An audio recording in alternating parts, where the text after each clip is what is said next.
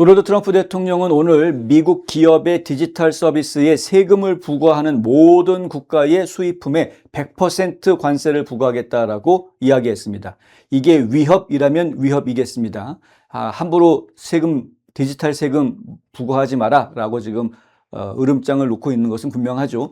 트럼프 대통령은 투소셜에다가 유럽 국가의 이야기를 합니다. 유럽 국가들이 미국 기업에 대한 세금 부과를 임박하게 시행하는 방안을 논의하고 있다. 이렇게 비난을 하면서요.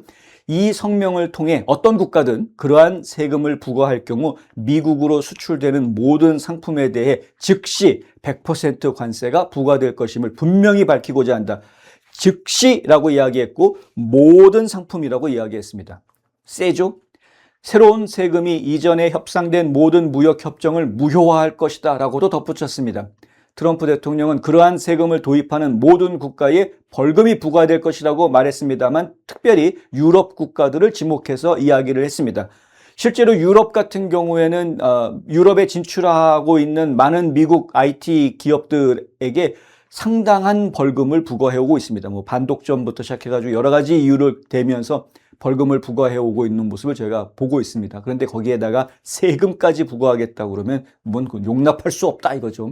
트럼프 대통령은 미국의 거대 기술 기업에 세금을 부과하거나 규제하려는 외국의 시도에 거듭 반대 입장을 표명해 왔습니다. 당연한 거죠. 미국 대통령이니까.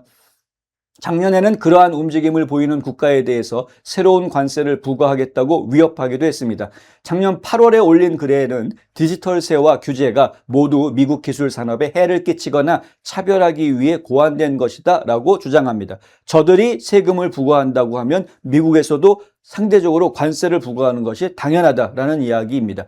이번 위협은 트럼프 대통령이 유럽연합과 미국이 대부분의 EU 수출품에 대한 관세를 15%로 제한하는 관세 협정을 승인하도록 제시했던 7월 4일 시한을 앞두고 나온 겁니다. 원래 이제 7월 4일이 되면 그러면 또 다른 협정이 지금 맺어지게 될 것인데 그것을 앞두고 지금 으르렁거리는 모습이 나온 겁니다.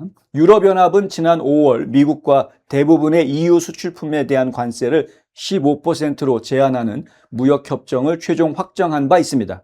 당시 협정은 우르줄라 폰 데어 라이엔 EU 집행위원장이 스코틀랜드에 있는 트럼프 대통령의 골프장을 방문하는 동안에 잠정적으로 합의를 하고 그 이후 몇 달 뒤에 EU 내부 논의 끝에 체결이 됐습니다.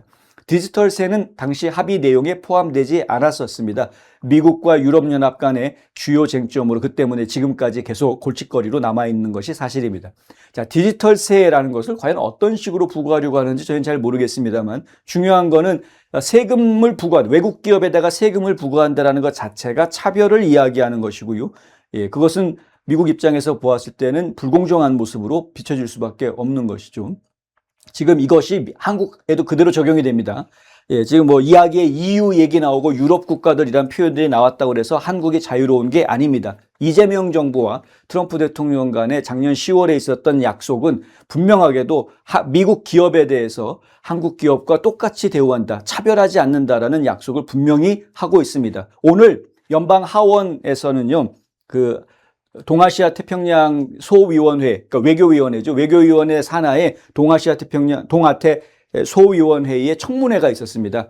영킴 의원, 우리 한국계 의원인 영킴 의원이 위원장을 맡고 있어서 이 청문회를 주관을 했는데 국무부의 차관보가 나와서 답변을 하는 그런 시간이었습니다. 의원들이 질문을 여러 가지를 던졌는데 아니나 다를까 또 쿠팡 얘기가 또 나왔습니다.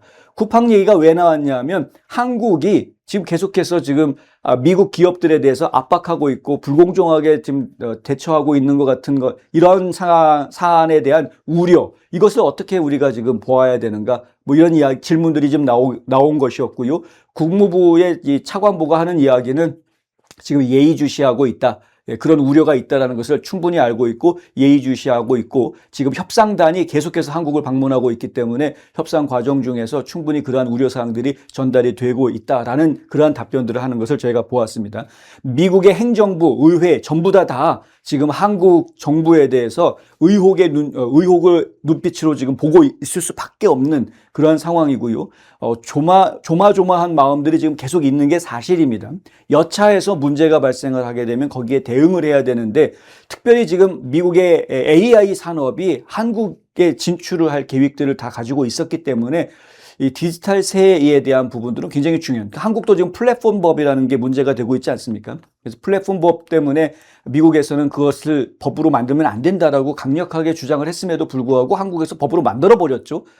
그러한 부분들 그렇고, 지금 뭐 쿠팡 사태도 마찬가지이고, 여러 가지 상황들을 놓고 이야기를 할 때 지금 한국 정부가 미국 기업에 대해서 적어도 한국 기업하고 비교해서는 차별을 하는 것으로 판단이 되고 있고, 심각한 부분은 중국 기업과 비교를 해서도 중국 기업들한테는 이런 차별을 하지 않는 것 같은데 미국 기업들한테만 이런 차별을 하는 것 같다라는 그러한 인식들을 지금 가지고 있다라는 점입니다. 이것은 결국은 관세 부과로 이어질 수 있는 불공정 거래 혹은 약속 위반 뭐 이런 것들에 해당이 될 수가 있게 되는 것이죠. 그래서 한국도 지금 사실은 이재명 정부가 계속 그 정권을 유지하고 있는 한은 미국으로부터 폭탄 관세를 맞을 수 있는 그러한 기회가 계속 살아있다라고